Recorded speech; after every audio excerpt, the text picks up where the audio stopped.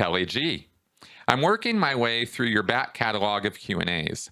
You mentioned in number 88, in an answer to a question, that there were only a couple of people that you had not been able to forgive since leaving the organization. It's been a while since that Q&A.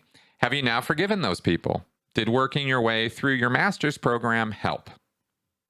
Hey, Kelly, thank you for this question. This is an interesting one, because thinking back to that handful of people that I still had grudges against, I still do.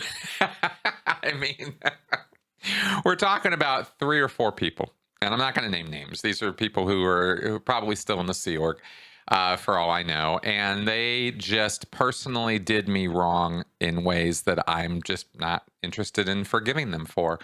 Not until I could see that they had changed, because what those people, those specific people that I've still got grudges with, they would need to apologize. They would need to recognize the wrongness of their actions and their attitude, right? And the real meanness that they brought to the picture, because each one of these people were people that were not just people I didn't get along with. These were people who seemed to take pleasure in hurting other people. So that's how my relationship with those people went, is I observed them abuse others repeatedly, caustically, and with enthusiasm.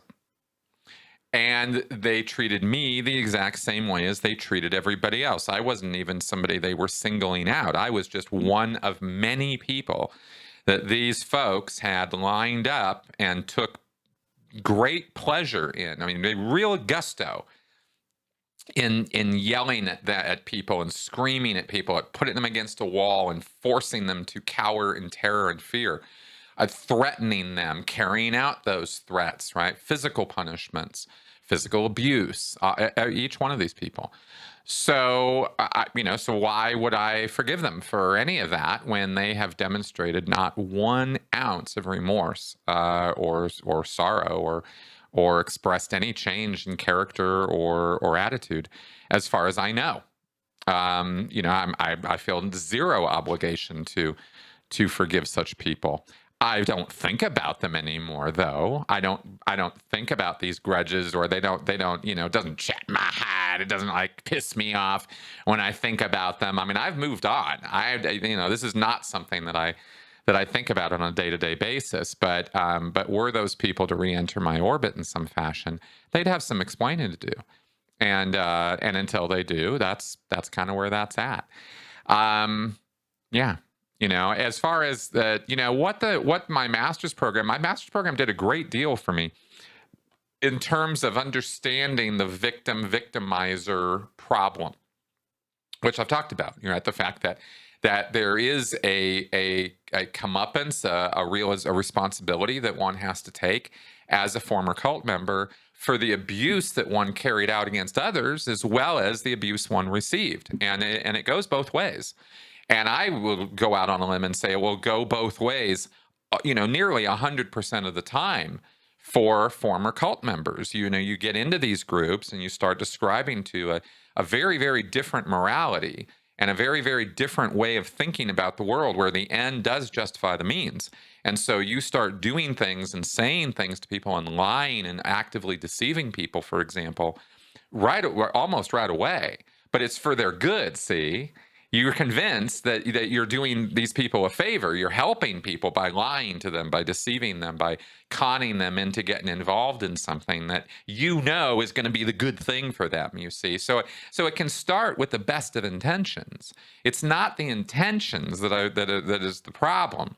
It's the actions. It's what you do with those beliefs and those ideas. And that's where things with cults go off the rails. And yet there are some people who get involved in these groups, and I believe there are some people who have a temperament or an attitude towards other people where they go into these groups like Scientology and they see the activity and the structure and the organization as enabling them to do what they already want to do, which is hurt other people. They want to abuse other people. They don't like other people. Other people annoy them or irritate them, or they get pleasure from hurting others or dominating other people, right? That's the evil that lives among us. We know this is true. Well, such people can be wrangled into a cult just like anybody else through, satisfaction of their emotional needs. And if their emotional needs are all about being satisfied by inflicting pain and abuse on others, well, Scientology is certainly a great place to go to be able to whet your appetite that way and be able to carry out abuse against others. So I believe that those people that I'm referring to, that I've still got, this issue with or whatever, are those kind of people. And percentages wise, that actually kind of works out too. I mean, we are talking about a very small number of people compared to the hundreds or even thousands of people over the years that I met and interacted with in Scientology. So that's my take on it right now as I sit here in episode, I think, number 332 or something.